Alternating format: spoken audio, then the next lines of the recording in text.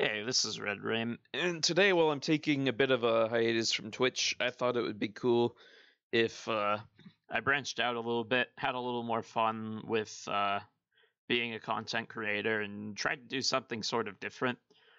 So I thought it'd be interesting if I made sort of like a short series about going through archetypes that are currently in the game that aren't really seeing play, and trying to build off of what they do have going for them. Sort of renovating them into something that would actually get used.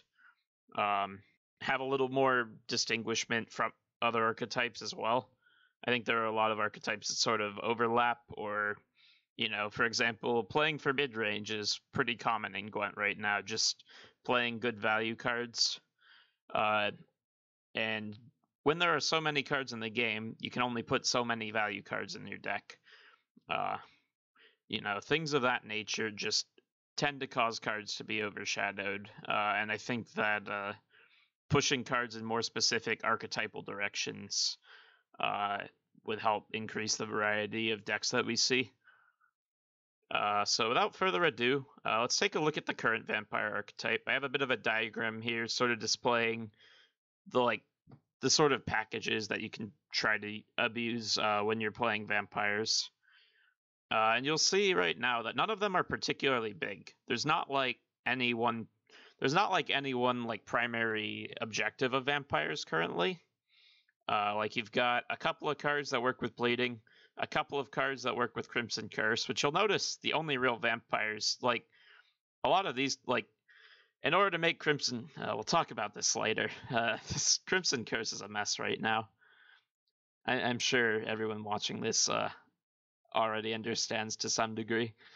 And then we have the Thrive package, which Catachan and Protofooter are very strong cards, don't get me wrong, but they're kind of cards that you would throw into a vampire deck because they're strong vampires. They don't incentivize you to play a vampire deck. They incentivize you to play a Thrive deck, or a vampire deck if you have other vampire payoffs. And then you have Bruxa, which is kind of just a standalone Thrive card. Obviously, I'm not going to be touching any of these because these are important cards. I think they have a lot of important places in other decks. But you can see how it's kind of disconnected from what vampires are going for. It shows a little bit how their resources are being a bit spread thin. It's not like vampires have a Thrive deck. And then finally, this is a little more unofficial, but it seems like they're kind of trying to push a bit of a swarm theme. Detlef as a leader spawns vampires, and Oriana gains a point on her bleed for each vampire that you play. And since Oriana very frequently gets answered, that is pretty significant. You definitely need a certain threshold of vampires in order to successfully make use of Oriana. But then you realize that in order to actually use Detlef, you then have to run damage dealers to activate Detlef, and a lot of those cards are not vampires. In fact, almost none of them are. Protoflutter is the only one that would really tie into that would really fall under the damage dealer category. And so because of that, you then have to dilute your deck of vampires and run a lot of other mid-rangey cards, and it kind of just becomes a little bit clunky. If you look at a vampire deck currently, they can either shoehorn in all of these packages and then not make very good use of any of them, or more likely you're kind of just going to see a couple of the good bleeding cards, a couple of the good Thrive cards, and then throw in an Oriana for good measure.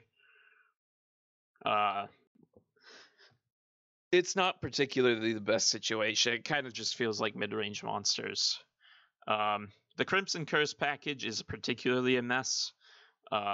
You have to play 2 vampires in order to, and then play a unit that you want to target with Crimson Curse, and then have a long enough round that the Crimson Curse is useful, and then have your opponent not be able to remove the vampires and actually stick vampires to your board. So setting this card up is already really obnoxious, and then you have Alp, which is a conditional 7 for 5, which is not nearly as exciting as it once was. But even when this card was released, it was very unexciting, because it can be activated by exactly 1 card, which is a super high value gold that you're always going to save for round 3. But then Alp is a 5 provision bronze card, which is typically like round 1 or mulligan fare. So the card is ridiculously clunky. I've had so many situations playing vampires where it's like I really want to keep out because I have Crimson Curse in my hand, and then I just throw it away anyway because the cards in my deck are better. It's kind of gross. And then the bleeding package, which, as you can see from this chart, I definitely think that the bleeding package is the most coherent. You have multiple enablers. You have a few different forms of payoff. The Garcane is really awkward because in order to actually get good value out of Garcane, you're at the mercy of your opponent to play into the Garcane. But I think that's sort of fine. You can get okay value off of Garcane if you just use it with like a sort of with a more minor bleed effect. But currently the card is a little bit too conditional. Feast of Blood is a really kind of trashy card. Like it plays as a conditional 6/4 if your opponent plays a big enough unit. It can be purified, it can be consumed. There's a lot of bullshit that can happen.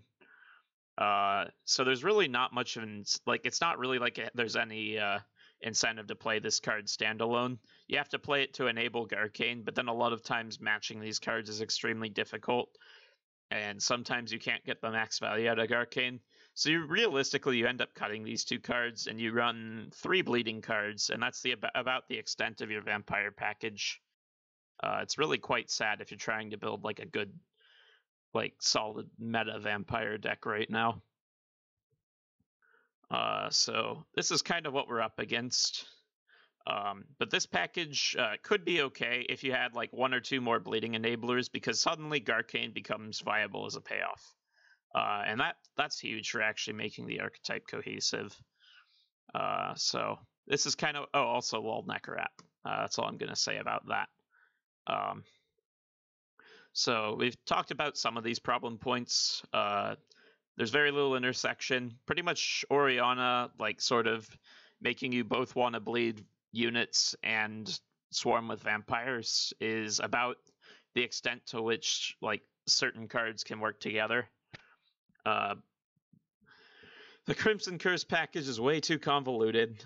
Bleed enablers are kind of clunky, and there aren't very many of them, and most of them are bronzes, so you end up having to keep them in round 3, or like not enable the payoff cards for bleed. You have very limited synergy. That's something we didn't talk about as much. You basically are forced into running either Detlef or Gurnikora if you want to play vampires. Usually Detlef, I would say. And that's just because the other leaders are so tied to one specific archetype. But there are enough vampires in the game, and vampires was attempted enough in Crimson Curse that they're definitely deserving of a leader that at least makes sense with their deck, rather than which leader can be the most sort of mid-rangey points, and have absolutely, like, and then still have to be like worked a little to enable. Like, you're going to have to run cards to make Detlef work a little better, or you're going to have to run cards to make Gurnikora work a little bit better, and none of those cards will be vampires. So you're being forced to dilute your archetype because of the leaders. Detlef obviously has very minor synergy with Oriana, but he doesn't have synergy with Oriana if you can't actually make 1 health enemy units as of current. So these are sort of what this is basically what we're trying to tackle with our rework. So some goals: integrate Detlef into his archetype better. It's very clear that Detlef is supposed to be the vampire leader. I think it's totally fine that Detlef can also be a mid-range leader or a control leader if you want to play things like Scorch. I think that's cool. So I don't want to drastically change Detlef or anything like that. I think I came up with a very simple but sensible fix that makes the leader slightly better all around, but doesn't really increase his ceiling, and significantly improves his reliability in vampires. Make the unplayable enablers playable. This is primarily Feast of Blood, and I basically turned Necrorat into a card that you would actually want to synergize with vampires. Necrorat currently synergizes with organic cards which are currently a massive pile. I don't think there's really the card pool to make an organic deck, because on one end of the scale you have cards like Arrakis Nest, which are consume cards, or like Yen Vren Warrior combo cards, or things like that. And then on the other end of the scale you have like Manticore Venom, and then you have like bleed cards, and then you have like organics are like so much more of a pile. It's actually ridiculous. But I think that's fine, because they're a special tag. Like, you know, they're a category of special cards. They're meant to be various utility cards. I think it makes sense that organics are a pile and like don't make sense as an archetype. But then you have Necrorat trying to push an organic archetype, which is a total mess. So to sort of keep with the flavor of Necrorat, I tried to make the organics that actually make sense to play specifically in a vampire deck keep synergy with Necrorat, and you'll see how I did that soon. But I also decided that I would just scrap the whole organic thing in terms of just the other organic cards. So simplifying the Crimson Curse package, I think that's just required. Currently, you have to play too many cards specifically built around Crimson Curse to really be focusing on the rest of your vampires at all. And then finally, retaining the identity of cards that actually do help define the archetype, and also help define other archetypes, or even just like tech options for other archetypes. Like Flutter, for example, isn't seeing much play right now because Muzzle is literally everywhere. But the card is theoretically a pretty good consume enabler. It's a pretty good Gurnikora enabler. There are a lot of cool things that you can do with the card. So I don't want to be touching any cards like that. So I'm primarily going to be doing this through sort of remodeling cards. I'm trying to mostly avoid buffs and nerfs. Although there is one card that I did more or less just buff, which is Feast of Blood, which is probably, not going to shock anyone. And then there is one new card that I added to the game. I don't really want this to become sort of like a fan-made custom card type video series. I think there are plenty of people. I think custom cards are really saturated, and a lot of people don't put in the time and effort to really think about the impacts of their designs on the game. So I'm mostly trying to avoid that, but I tried to be pretty rigorous with mine. It basically just felt like the deck could use a little bit more of a payoff for what I was trying to push with vampires. So I decided to make the card, and I personally think it's a cool card. So I decided to throw it in at the end. So without further ado, let's get into the actual cards. First we have Dettlaff with a very simple change. Damage a unit by 1 if it is destroyed or bleeding, as opposed to Death Blow. Spawn an Ekimara and summon it to a random allied row. So Dettlaff is still a 9-point leader with 15 provisions, which I think is fair. If you're just using him for points, he's not particularly great. He's still significantly better if you have some way to get removal value with him, like if you use it to increase the range of your damage dealing. He's significantly better if you have something to line up with him. Like, that is all retained. You're not actually making this leader any better by using it on cards that are bleeding, but what you are doing is making sure that a deck like Vampires that isn't all in on Dettlaff has too many cards of their own to be like freaking out about Dettlaff, and making sure that he gets value. It makes sure that he can always he can realistically play for 9, as long as you set him up at all. Like, you make sure you save a bleeding card if you're saving a bunch of charges in round 3 or something like that. It just makes the leader feel more fluid. Another sort of hidden change is that the spawning an Ekimara and summoning it to a random allied row will become slightly more relevant to vampires. That is a little bit of a spoiler for some of my other designs. I have sort of a pseudo-swarm package. I didn't want to turn vampires into yet another swarm deck, but I thought it would be cool if you had ways of summoning vampires or just playing a lot of vampires And then you had other cards that got powered up in ways by having a lot of vampires, or by making vampires or things like that. So that's kind of the direction that I pushed it in, because I think Oriana was really hinting that vampires wanted to do something like that. But then the rest of the card pool kind of just didn't. They kind of just played on their own. They weren't really engine-y like that at all. So next we have Feast of Blood, which is, I also made a fairly simple change to Feast of Blood. I tried to keep it roughly in flavor with cards like, like the Undying Thirst, Feast of Blood versus like, I forget what the neutral vitality card is called, but Dryad's Caress. Like the whole give it bleeding or vitality for 6 turns, do a thing if you control this. I kind of liked the design. It was clear that CDPR liked the design, even though the cards are currently kind of awful. So I thought it was cool. And there's a pretty simple change that you can make to make this card actually help push vampires, and make the card viable as an enabler. And that's just to make it spawn an Ekimara to a random row, which is obviously a very significant buff. If you haven't currently played this card, I recommend trying out this card to see just how much this card actually needs, like, this level of a buff. It's currently pretty atrocious. So basically, Feast of Blood, the thing that makes the card already somewhat awkward is that it's dependent on your opponent playing a 6+ strength card, and it's more importantly dependent on your opponent playing a 6+ strength card early enough into the round where you want to use Feast of Blood that you can actually get the full bleed, because the card is so low tempo, which is another problem with the card. In round 1, potentially your opponent's just going to pass on you when you play this card if you're not careful with when you time it. So because of that, the card does need to be very aggressively good when you can actually max out its value. I think this card will pretty rarely play for 8 for 4. I think it's more common that you'll play it for like 6 or 7 for 4, which is fine given that it's a low tempo play.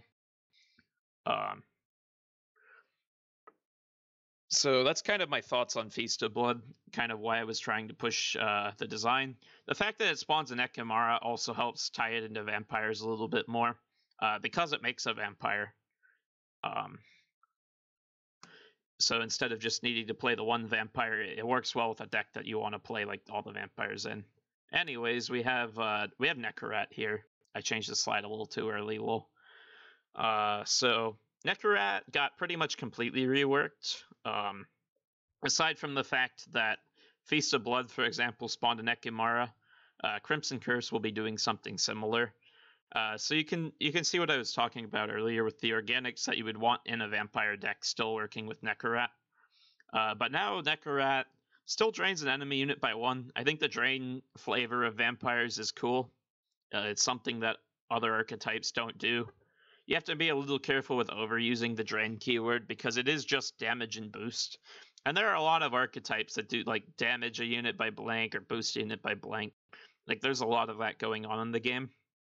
But I do think draining is cool. I kind of liked the setup of the engine, just to have like a cooldown based drain engine that then could get reduced by playing cards. So the cooldown's been increased to 3. It's now a 4 for 5 that's not melee locked.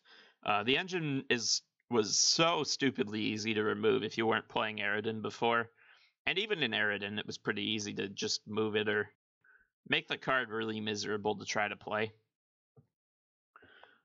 So I kind of just scrapped that idea and decided to make it at least a little bit more fair of an engine. It still currently trades down with most removal, if you're not able to time it in a position where your opponent's likely to be forced to let it live. Or maybe burn a lock on it, and then you can purify it with Queen of the Night or something like that. So the card is still vulnerable. It still has counterplay. But now if you actually manage to stick it and build your deck around the card, whenever you play or summon a vampire, you get to reduce the cooldown of the unit by 1. This works with Dettlaff. This works with my new Crimson Curse. And you can potentially get a very strong engine just as a result of playing Necarat. So I think the card just fits the flavor much better. So moving on, we have Alp, which got completely reworked. Alp being the payoff for Crimson Curse as a 5 provision bronze just wasn't doing it for me. I decided that Alp would be a good card to use as another bleeding enabler. Obviously, with the art, she's got some nasty looking claws. She's got blood all over her. It felt fitting. You know, having played Alps in The Witcher 3, it kind of felt like a deploy card. Yada yada yada. Design, you know, I'm not going to pretend to be a designer. You know, I try to keep those sorts of attributes in mind, but primarily I play Gwent. Anyways, so actually talking about the card, Alp as a deploy gives an enemy unit bleeding for 3 turns with a 3 strength body. But if you play it on a unit that's already bleeding, it will give adjacent units bleeding for 3 turns instead. So this card obviously has the potential to be very strong. If you get this ability off successfully, this card has a ceiling of 9 for 5, which is currently very hard to do in the game. Only some of the very best cards in the game are capable of achieving that kind of value, like Witch Hunter, for example. But I think that this card is actually a lot harder to set up than it looks. If this card gets put into the game, you have to assume that your opponents will be trying to play around it. And that means that you have to wait until your opponent actually stacks 3 units together, which will typically happen on like the 5th card of a round, if your opponent is only playing units. There's also a risk of your opponent playing things like artifacts or playing very small units, or just there are lots of ways to sort of get around this card a little bit and make it so that you have to wait a while to actually use your Alp if you want to get the full value. And then furthermore, you also have to then bleed the card in the middle after your opponent has set up an Alp for you, because your opponent's not going to want to just give you an Alp.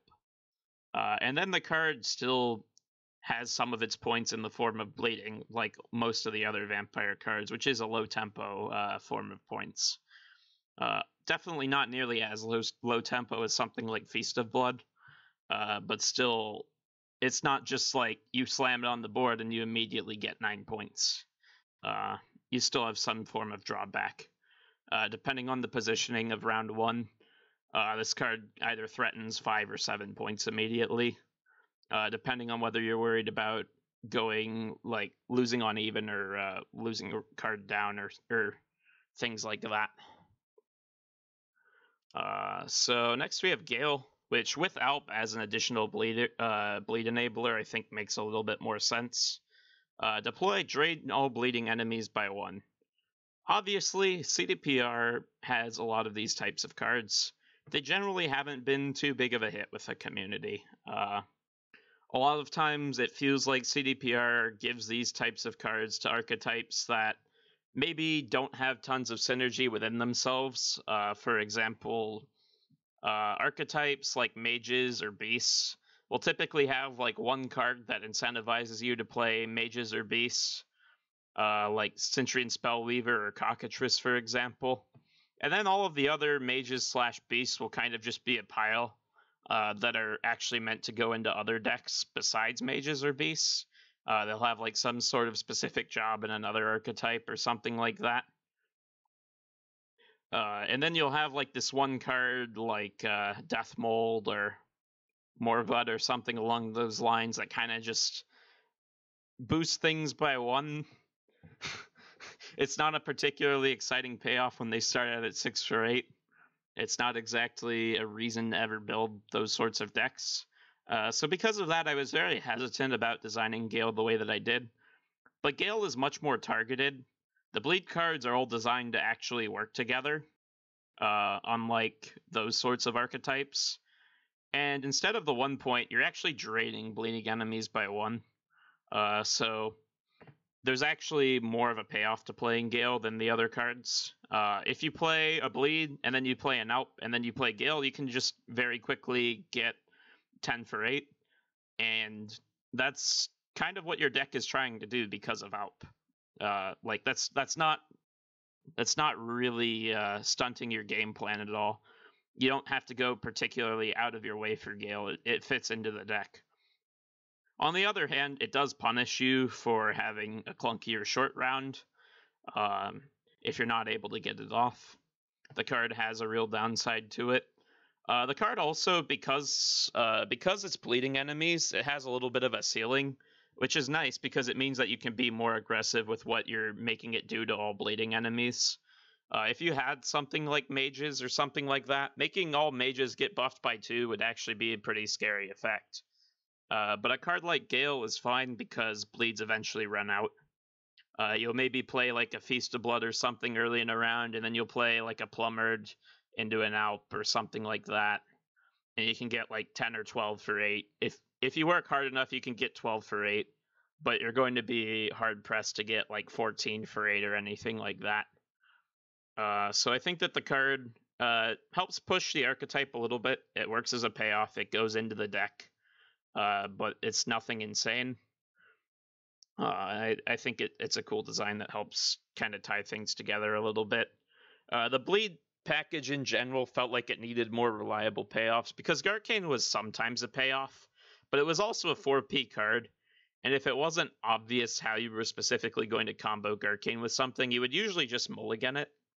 So because of that, your only bleed payoff with the current vampire cards is Oriana, even if you choose to run Garcane in a large number of games. So just taking a little bit of liberties in designing another bleed payoff, I think, was important. So now we have Crimson Curse. Crimson Curse, I tried to keep the flavor of the card. I think the card is like, this was honestly, when this card was like revealed, this was one of the coolest cards in the game. I personally felt. I really liked what they were trying to do with Crimson Curse. I thought it was awesome. It's a card that makes you work for it, but has a really good reward to it. It turns out that when you actually play the card, you have to work just a little bit too hard.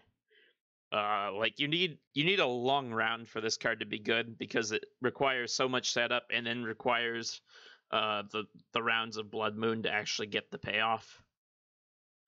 Typically, if you're playing Dettlaff Higher Vampire and it doesn't get like muzzled or something like that, you'll get to play Crimson Curse on like the 3rd card of a round because you played Dettlaff and then another Vampire and then Crimson Curse or something like that. But when you realize that there are so many ways to answer Dettlaff, this card just becomes even clunkier, and you have to hold it even longer, and it just becomes sort of a mess. So what I wanted to do with this new Crimson Curse, which obviously you can read on the screen here, I'm sure most of y'all are ahead of me by now, because I just blabbed too much, is I kept the flavor. I think it's cool that you destroy an allied unit. Like, the first part of this text is exactly the same. I really liked that design of Crimson Curse. But I changed the effect of Blood Moon, which is fine because there's currently one card in the game with Blood Moon. And it's Crimson Curse. I do find that kind of funny. But I didn't want to design more Blood Moon cards. That felt like it was moving too far into theory land as opposed to working with the cards that were currently in the game. So what Blood Moon now does is every allied turn on turn start, spawn an Ekimara and summon it to this row. So Crimson Curse generates Blood Moon generates an Ekimara per turn. Crimson Curse, for the strength of the unit that you sacrifice, generates 2 Ekimaras per turn for that many turns. Which is a really powerful effect. If you sacrifice a 4, you're losing 4 points, and then you're gaining 8 Ekimaras, which is 16 points. So you're netting a 12 for 13. That on its own is like okay value. There's nothing wrong with that. Renew was played on Vildkarl, for example, which obviously is less clunky because you can just do it as like a last play. But that point ratio has been proven to be reasonably solid. But the card also has crazy good synergy with Nekarat. If you play your Nekarat while Crimson Curse is active, it will just reduce the cooldown to 0. You will get a Nekarat per turn. which I think is a really cool design. Your Neckarets just start going crazy. I also have one more card which really likes having a lot of vampires, and this Crimson Curse now really rewards you for setting it up properly because you can much more reliably get the payoff of that card. So the card is really powerful, which is why I nerfed it to 13 provisions. You might be saying, but Redrame, you can lacerate. There's a risk of filling the board. Like if you play this card on something more than a 5, if you play it on a 5, like if you manage to rig that exact scenario, you can get 15 for 13, which is already a lot. But then your points are very vulnerable to things like lacerate. They fill up the board, which can be a potential danger. They do things along that nature, so the card is really strong. It has a lot of direct counters. Obviously, right now, if you're playing the game, this card is like huge Draug fodder. So you have to really sort of finagle to try to get around that. You probably would have to try to make a push with this card in round 2 against the current iteration of Northern Realms, which would be very clunky and hard to do. And obviously, Crimson Curse is super low tempo, so that comes with its own risks. Playing this card in round 1 or round 2 is very, very risky.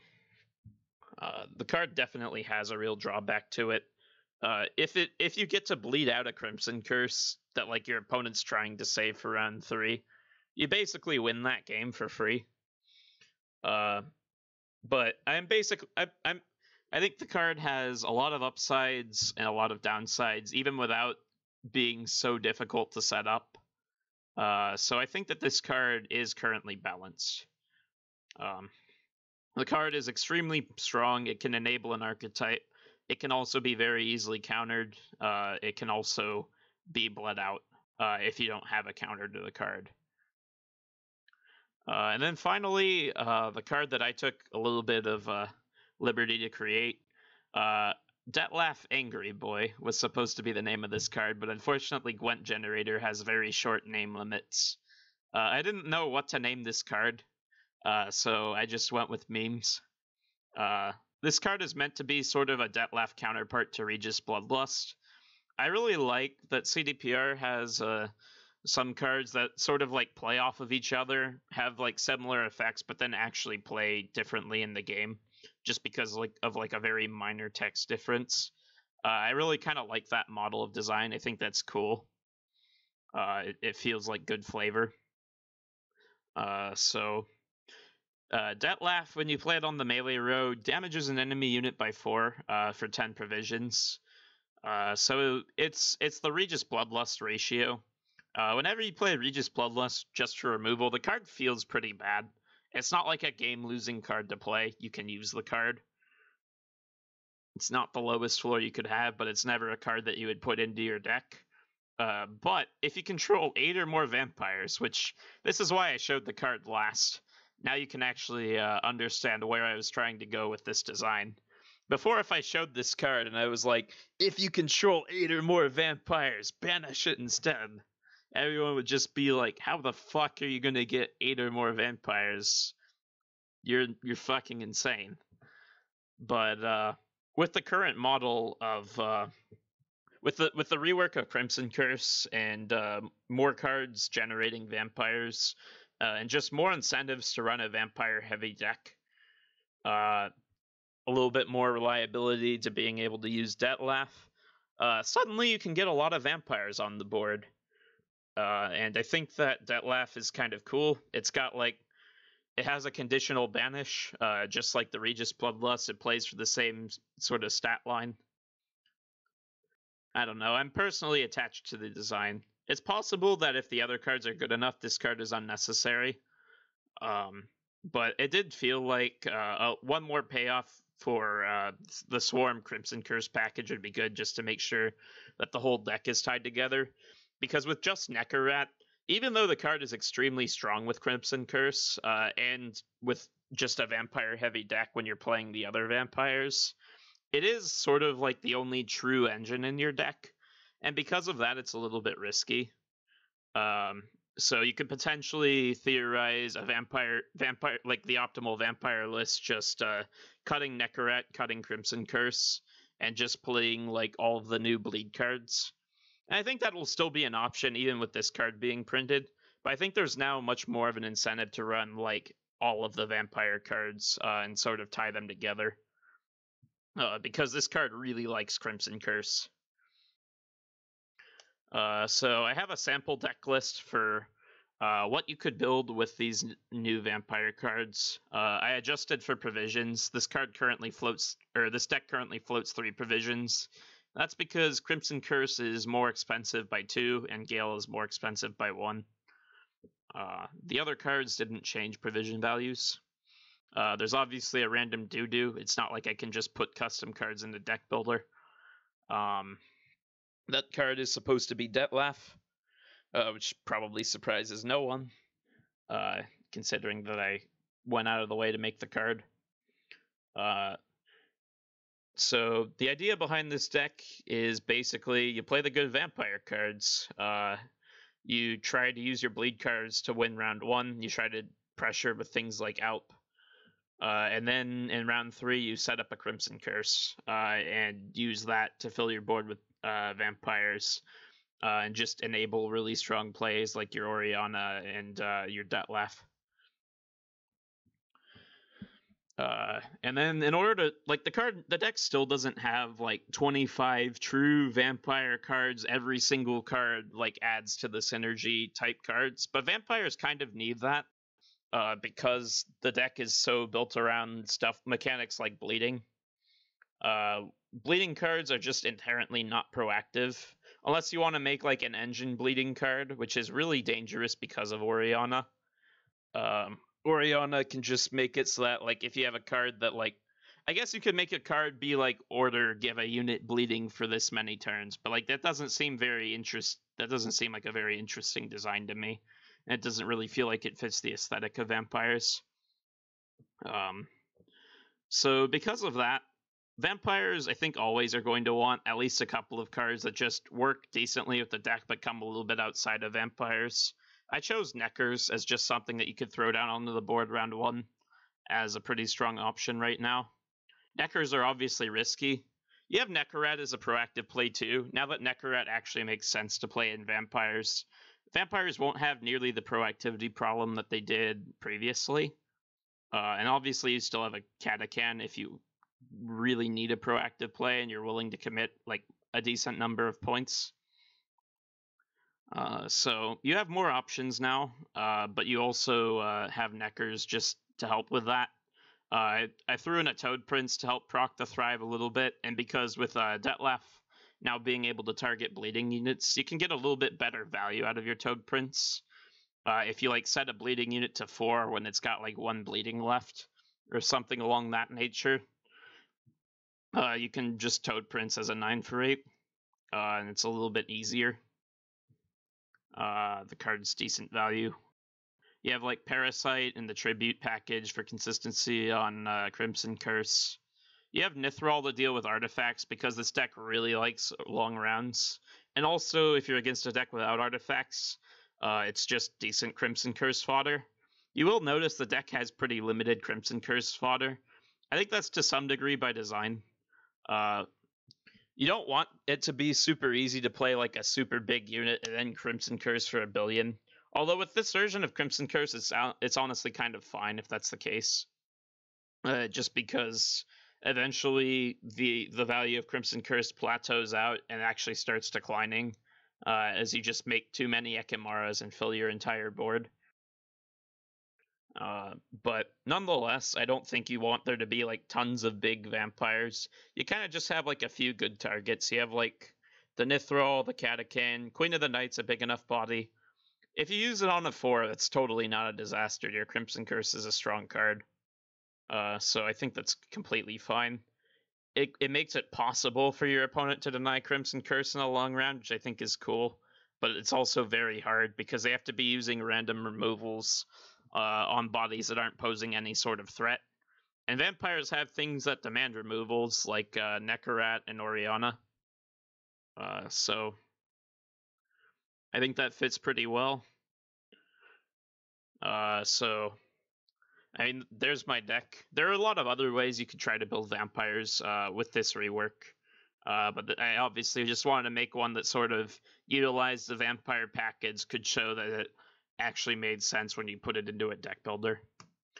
So finally, something I think is very important is making sure that the reworked archetype has defined strengths and weaknesses, points that can be counterplayed, points that really make you work hard to sort of optimize how well you're playing them, things of that nature, as opposed to play a card, play another card, play another card, play the number of points you need to not lose a card in round one, play another card, like that type of gameplay that you can often find from sort of just like more ill-defined archetypes. So strengths and weaknesses. This deck gets crazy value in a long enough round. Crimson Curse on its own is a very high point card, just like it was before. But it's even easier to use. I shouldn't say even easier to use, because it wasn't easy to use at all. But it's easier to use now, so it's more guaranteed. Unless your opponent very specifically has a card that is good against Crimson Curse, like Lacerated Tin Boy or something like that. Orianna or Nekarat plus Crimson Curse as a combo just have the potential to solo around if you can't answer them. You can include solid removal cards. If you looked at my sample deck list, it had Proto Flutter, it had Regis Bloodlust. Regis Bloodlust could definitely be subbed out for something to add like consistency, like Royal Decree, or maybe just like another big monster card.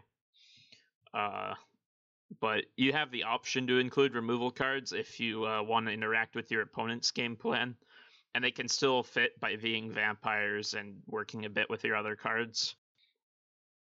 You can play a pretty decent short round if that's something that you need to do, and you're capable of saving the right cards without losing card advantage. The deck doesn't have anything insane for short round, that's by design.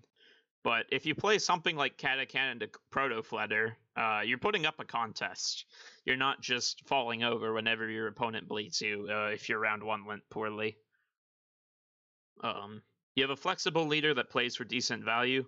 The Detlef now actually just plays, like, the Detlef now plays for 9 and has the option to play for a little bit better.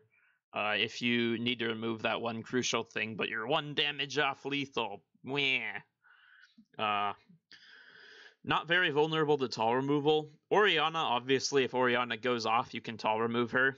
It's not like an archetype that's totally invalidating tall removal. But the deck won't just like fall over. It's not a vulnerable strategy to tall removal.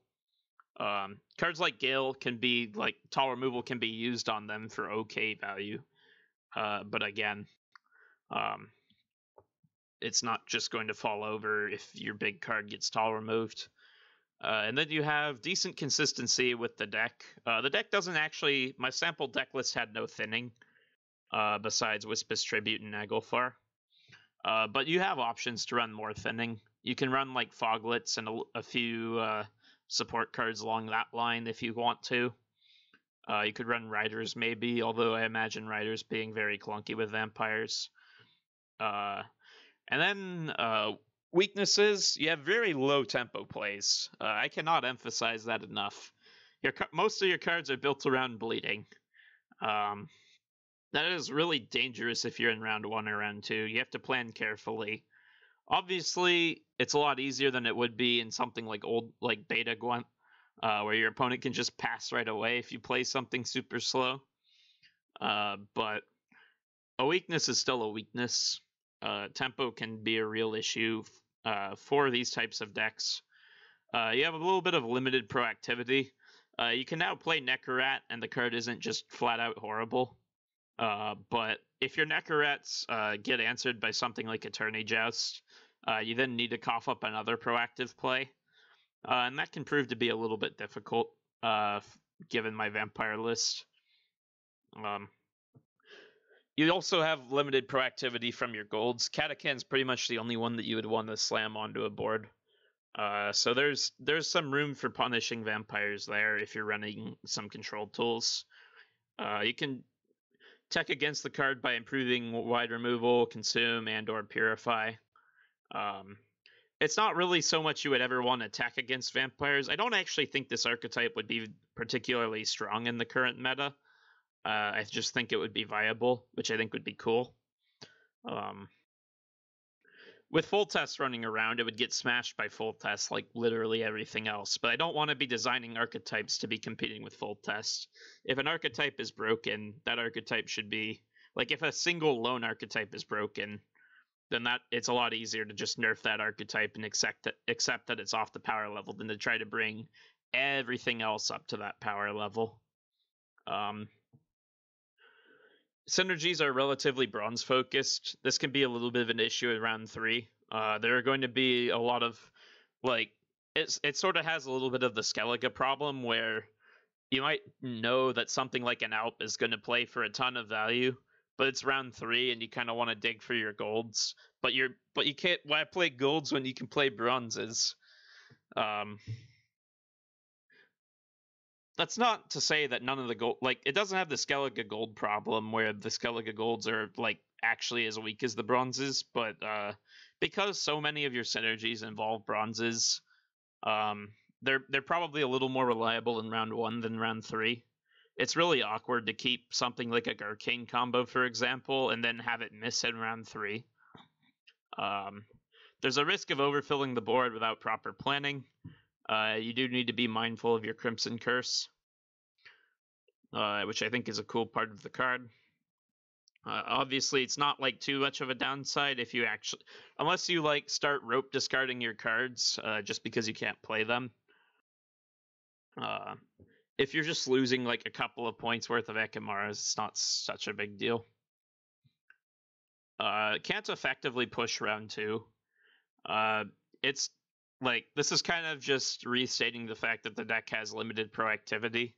It's going to be a real struggle if you're up against something like Draug, for example, that you know that makes you want to change your game plan and actually just sort of push for the win instead of trying to play a super long round and playing into your opponent's strategy. But that's very hard for vampires to do. So most of the time, you don't have to be very fearful of vampires pushing round 2. You can just safely improve your hand. And then, yeah, Draug exists. That's a card right now. So that's my vampire rework. I hope y'all enjoyed. I had fun doing this. It was definitely a different sort of project for me. And if people like this, I would be happy to try to tackle more archetypes. I think it would be a lot of fun. So yeah, I'm signing out. Hope y'all have a good one. Peace.